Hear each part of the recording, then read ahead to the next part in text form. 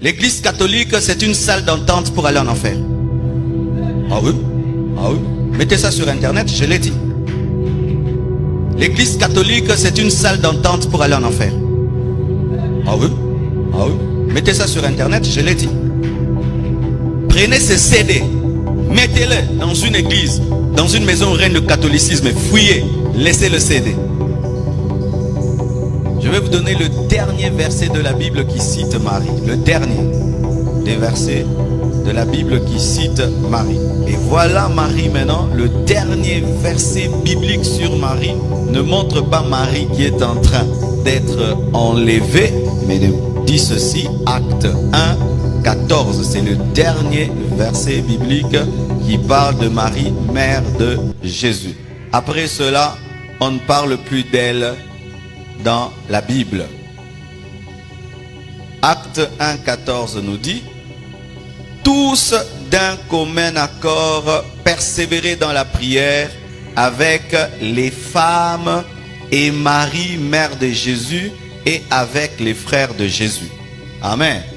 La dernière partie de la vie de Marie révélée dans la Bible, c'est dans la chambre haute où on nous présente Marie en train d'attendre le Saint-Esprit avec les apôtres et les frères de Jésus. C'est la dernière fois que la Bible parle d'elle. C'est dans la chambre haute. On nous dit que Marie aussi attendait la promesse du Saint-Esprit comme tout le monde. Nulle part dans la Bible on nous dit après que Marie n'est pas morte. Marie a été enlevée dans les airs parce que son corps était glorieux. Nulle part dans la Bible. On est d'accord? Alléluia. Ensuite, la Bible ne parle plus d'elle. Pourquoi est-ce que la Bible ne parle plus d'elle après Acte 1, verset 14? C'est parce qu'elle avait achevé sa mission. Amen. Sa mission, c'était d'engendrer le Fils de Dieu et fini. Alors, vous êtes dérangés? Vous avez encore des séquelles? Des tchenga tchenga. Encore. Voici notre vérité sur Marie. Elle n'est pas demeurée vierge après la naissance de Jésus. Je répète, Marie n'est pas restée vierge après la naissance de Jésus. C'est pourquoi il ne faut pas l'appeler Vierge Marie. Dis archi faux. Marie. Nulle part dans les actes des apôtres on a appelé Marie Vierge Marie. Ni Jésus ne l'a appelée Vierge Marie, ni Pierre. Personne ne l'appelait Vierge Marie, mais non, on l'appelle Vierge Marie. Non, elle était avant, comme beaucoup sont ici, qui ne le sont pas, qui sont vierges. Mais une fois que vous vous mariez et que vous avez un enfant, vous n'êtes plus vierge. Jésus avait pris la virginité de Marie en sortant. Qu'on ne nous montre pas une vieille Marie. Parce que, si ton fils a 33 ans, tu dois avoir dans les 50 ans. Si elle a eu Jésus à quel âge? Amen. Mettons que Marie a eu Jésus à l'âge de 20 ans. Amen. Et donc, quand Jésus avait 33 ans, au bas de la croix, c'était une femme de 53 ans. Mais regardez dans les films, on nous montre qui? Une maman trop jeune. Non, Marie n'était pas jeune. Et sachez aussi qu'elle n'est pas morte directement après la Pentecôte. Donc, elle a vécu longtemps. Peut-être qu'elle avait atteint 80. Moun est choqué, hein? Et Marie a bébé Zaï qui toque bon mannequin. Moni, image Marie a mannequin. Comment est Coco Marie? Toi qui as des demi-frères et des demi-sœurs, ne sois pas choqué. Jésus aussi avait des demi-frères et des demi-sœurs. Une autre vérité sur Marie. Elle n'était pas parfaite. Marie n'était pas parfaite. Marie n'a jamais mérité d'accoucher Jésus. Cela pouvait tomber sur n'importe quelle vierge qui était de la tribu de Lévi. Ah oui, amen, hein? Ce n'était pas qu'elle était spéciale plus que les autres. Dieu seulement lui a fait grâce comme il m'a fait grâce d'être pasteur. Amen. Est-ce que je suis spécial par rapport à vous? Dieu m'a fait grâce d'être pasteur. Comme il lui a fait grâce d'être la femme, le canal par lequel le Fils de Dieu va venir sur la terre. Autant on n'adore pas Moïse qui a trouvé grâce, autant on n'adore pas Marie parce qu'elle aussi, elle a trouvé grâce. Pour être adoré, il faut être digne. Il ne faut pas trouver grâce. Jésus n'a pas trouvé grâce d'être adoré. Il est digne. Maintenant, quelqu'un qui ne contrôle Dieu, toi tu le pries tous les jours avec un chapelet. Il contrôle rien. Elle contrôle rien. Tu es troublé? C'est la vérité. Elle était au bas de la croix et Jésus était son sauveur. Jésus n'était pas seulement que son fils, c'était son sauveur, son seigneur, son maître. Il fallait que Jésus-Christ meure pour ses péchés parce que même les vierges ont des péchés. N'est-ce pas les vierges? Vous avez des péchés, non? C'est ce que l'église catholique a fait de Marie une déesse. Ah oui, l'église catholique a une déesse qui s'appelle Marie. Prenez ce CD. Mettez-le dans une église, dans une maison reine de catholicisme, fouillez, laissez le CD. Une autre chose, Marie n'a pas été établie comme médiatrice entre nous et Jésus. Marie n'a pas été établie comme médiatrice entre nous et Jésus. La Bible n'établit pas Marie comme une médiatrice entre nous et Jésus-Christ. Car il y a un seul Dieu. Amen. Et aussi un seul médiateur. Il n'y a qu'un seul Dieu. Et il n'y a qu'un seul médiateur entre Dieu et les hommes qui? Jésus-Christ, homme. On n'a pas dit Marie. Moi, c'est ce verset-ci qui m'a fait sortir de l'église catholique. C'est ce verset-ci. Ce verset-là. Celui-là. Lui. Il m'a fait sortir de l'église catholique parce que c'est tellement clair. Et c'est un verset qui a libéré beaucoup de prêtres et des abbés. Beaucoup de gens qui ont quitté le catholicisme sont sortis par ce verset-ci. Un verset très dangereux contre l'idolâtrie. Une autre vérité sur Marie. Marie n'exauce aucune prière car elle est morte. Dieu interdit de prier les morts en faveur des vivants. Et comme Marie est morte, Marie n'exauce aucune prière. Parce qu'il y a des gens qui témoignent. Mais si vous dites que Marie est dans la fausseté, mais moi, j'ai demandé à Marie un enfant, mais moi, j'ai demandé à Marie un travail, mais moi. Mais le diable aussi fait des miracles. Dans les fausses doctrines, il y a des miracles. Ah oui. D'ailleurs, là, j'aimerais dire ceci. Comme la Bible interdit de prier les morts en faveur des vivants, lorsque quelqu'un prie Marie, il fait quoi? Il pêche.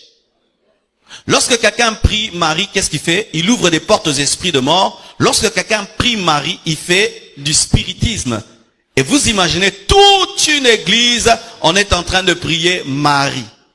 C'est pourquoi, si vous avez un deuil chez vous, opposez-vous à ces femmes qui viennent s'imposer dans les deuils.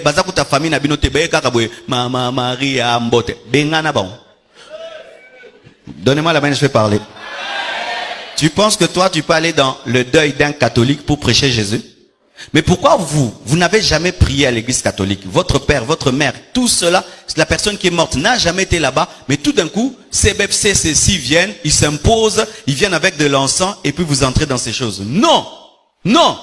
Et après, ils viennent avec même de l'eau bénite, ils vous proposent, et toi, pour faire bien, tu touches.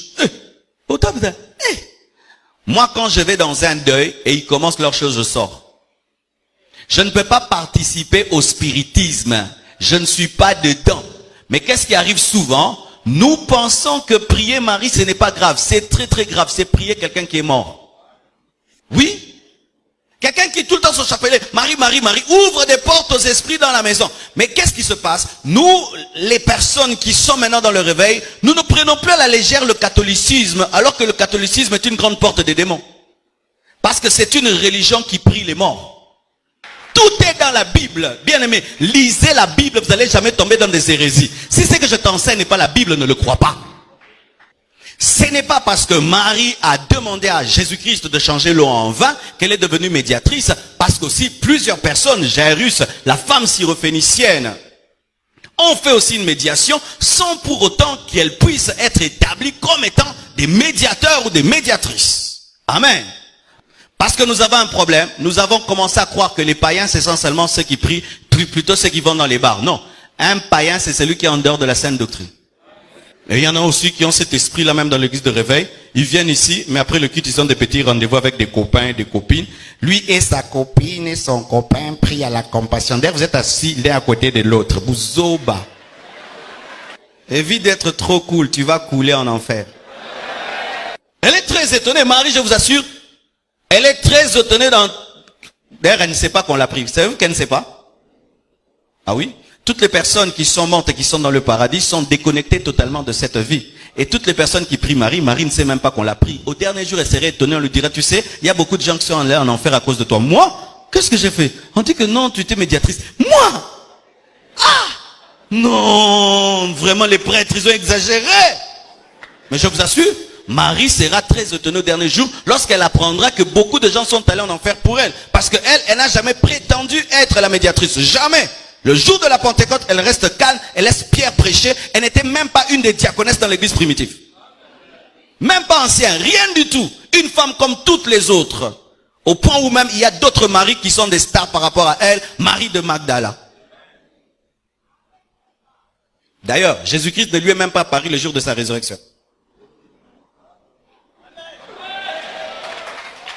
Jésus n'est pas apparu à sa maman le jour de la résurrection, mais il est apparu à une autre Marie qui était un disciple plus élevé même que Marie, sa mère. Parce que tu peux m'enfanter, mais quelqu'un d'autre croise en moi plus qu'en toi. Vous êtes là, où est ma mère? Vous êtes là, où est mon père? L'église catholique, c'est une salle d'entente pour aller en enfer. Ah oui? Ah oui? Mettez ça sur internet, je l'ai dit. C'est une salle d'attente pour aller en enfer. Où tu penses que tu es en train de prier Dieu alors que tu es en train de prier les morts. Tu es en train de prier une prière mais qui n'est une fausse prière. Inventée de toutes pièces qui n'est même pas dans les Écritures. Lisons la Bible sur cette prière qui n'est même pas une prière. Lisons Luc 1, verset 26 jusqu'à 38. Pourquoi ils ont enlevé toute cette adoration à Jésus-Christ pour la transformer en une adoration à Marie? Parce que l'église catholique n'est pas l'église de Jésus. Je répète, la Marie que l'église catholique vénère n'est pas la vraie Marie, mais c'est Isis, c'est Astarté, c'est Miramis, une déesse païenne derrière laquelle se trouve un démon qui exige le célibat des prêtres.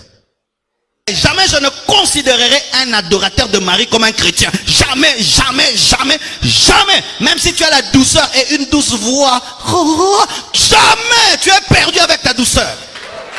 Un constat, remarquez. Avez-vous déjà rencontré un ami à vous qui dit qu'il est né de nouveau là-bas?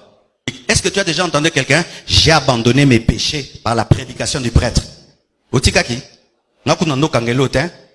Nando lala. Vrai ou faux? Quelle est cette église qui ne convertit pas les gens, mais les gens sont pleins? Tu as un ami, il vit dans le péché. Il prie là-bas. Tu as déjà entendu qu'il a pris une décision?